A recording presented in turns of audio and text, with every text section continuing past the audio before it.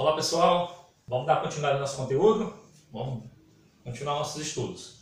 Bem, agora para o terceiro trimestre a gente vai começar a falar de distribuição eletrônica de átomos e íons. A gente vai estudar a distribuição eletrônica do professor Linus Pauling, que foi um dos estudiosos que facilitou o estudo da eletrosfera. Mas antes de a gente falar de distribuição eletrônica, bora falar relembrar primeiro o que é átomos e íons. Bem, na tabela periódica existe 118 elementos químicos, 118 átomos que não são iguais, eles se diferem quanto às propriedades químicas e físicas. Para tu compreender bem o assunto, tu vai fazer o resumido no teu caderno, você tem que lembrar o que é um átomo neutro. Bem, átomo neutro, o que é um átomo em si? Você pode ver que tem ouro, nós temos prata, nós temos ferro, nós temos platina, urânio. Cada um desses elementos são formados por átomos diferentes entre si. O átomo de ouro é uma coisa, o átomo de prata tem características diferentes, tem coloração diferente, o de carbono também. Porém, tu tem que saber o que é um átomo neutro.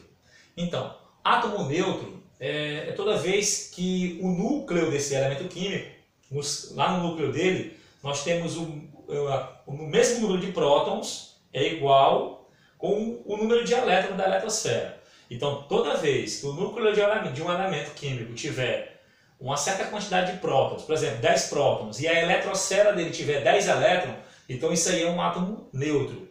Eu tenho um elemento químico como o cálcio, por exemplo, que tem 20 prótons. Se a eletrosfera dele tiver 20 elétrons, aí nós vamos ter um átomo neutro. 20 prótons no núcleo, 20 elétrons na eletrosfera. Por exemplo, vamos pegar um elemento bem simples. Vamos pegar o elemento lítio, que é utilizado aí para fazer bateria de celular.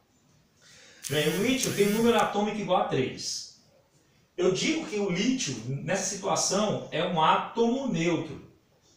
Átomo neutro.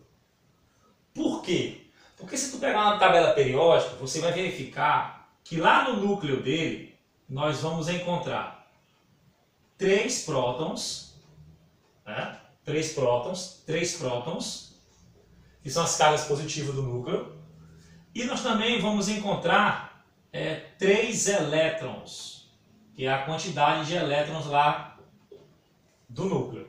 Então, vai ter 3 prótons e 3 elétrons. Se eu fosse desenhar para te explicar ainda melhor, por exemplo, aqui é o núcleo com os seus 3 prótons. Eu não vou estar representando os nêutrons, porque não tem necessidade. Eu tenho um núcleo com os 3 prótons. Na primeira camada da eletrosfera, que é a camada K, nós temos 2 elétrons.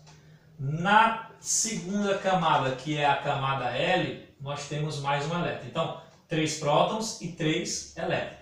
Nessa situação, eu tenho um átomo neutro de lítio.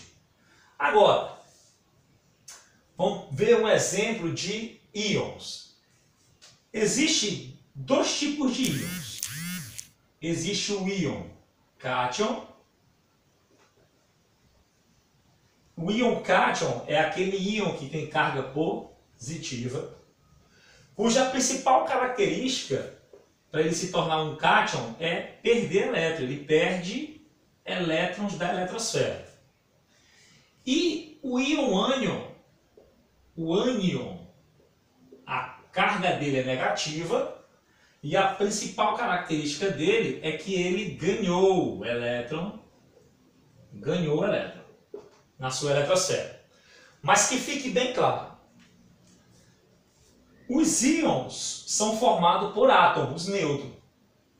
Quando um átomo neutro perder elétron ou ganhar elétron, ele deixa de ser um átomo neutro e passa a ser um íon, que é de 2 tipos. Ou um íon cátion, quando perde elétron na eletrosfera, ou um íon ânion, que é quando ele ganha elétron na eletrosfera. Então, por exemplo, vamos aproveitar o nosso exemplo aqui, que está no quadro, lítio. Bem, o lítio tem 3 prótons e 3 elétrons. Mas se porventura esse elétron sair daqui, perdeu esse elétron, a camada L fica vazia, porque tinha um elétron, agora não tem mais, ele perdeu, e ele vai ficar com um sinal positivo. Vai virar o quê? Vai virar um cátion. Por que positivo? Porque eu tenho um próton a mais. Agora ele só tem 2 elétrons na eletrosfera. Mas no núcleo ele tem 3 prótons. Então significa dizer que ele tem um próton a mais. Certo? Se ele perdesse outro elétron, que não é o caso, só um exemplo, se ele perdesse outro elétron, aí ele ficaria mais 2. Por que mais 2? Porque ele tem 2 prótons a mais do que elétron na eletrosfera. Então, o mais 2, além de me dizer quantos elétrons ele perdeu, ele também me diz o número de prótons em excesso que tem no núcleo. Ok? Bem, agora, se porventura o elemento químico, em vez de perder e virar um cátion, ele ganhar, né? Ele vai ganhar elétron. Vamos pegar, por exemplo, o carbono. Vou botar aqui no cantinho. O carbono tem número atômico igual a 6. A princípio, o que significa? Significa dizer que ele tem 6 prótons, certo? No núcleo, e tem 6 elétrons distribuídos na eletrosfera. Eu vou colocar aqui para você ver. Ó. Então ele tem 6 prótons, 3, 4, 5, 6. Na primeira camada, ele vai ter 2 elétrons. Na segunda camada, ele vai ter 4 elétrons. 1, 2, 3, 4. 4 elétrons. Ok? Nessa situação, o carbono aqui, que é o nosso exemplo, ele é um átomo neutro. Agora, se porventura eu for adicionando elétron na eletrosfera, que a camada L cabe 8 elétrons, se eu adicionar mais um elétron, ele fica com carga negativa igual a menos 1. Então ele deixa de ser um átomo neutro e ele passa a ser um iônio, porque ele recebeu um elétron na última camada, mais um elétron. Então ele tinha 6 no núcleo, 6 na eletrosfera, mas ele recebeu mais um. Agora ele ficou com 7, ele está com excesso, ele tem um a mais na eletrosfera. E se porventura ele receber outro, aí ele fica menos 2. Significa dizer que agora ele tem 2 elétrons a mais do que a quantidade de prótons no núcleo. Então, essa é a diferença que você tem que saber. O que é um átomo neutro?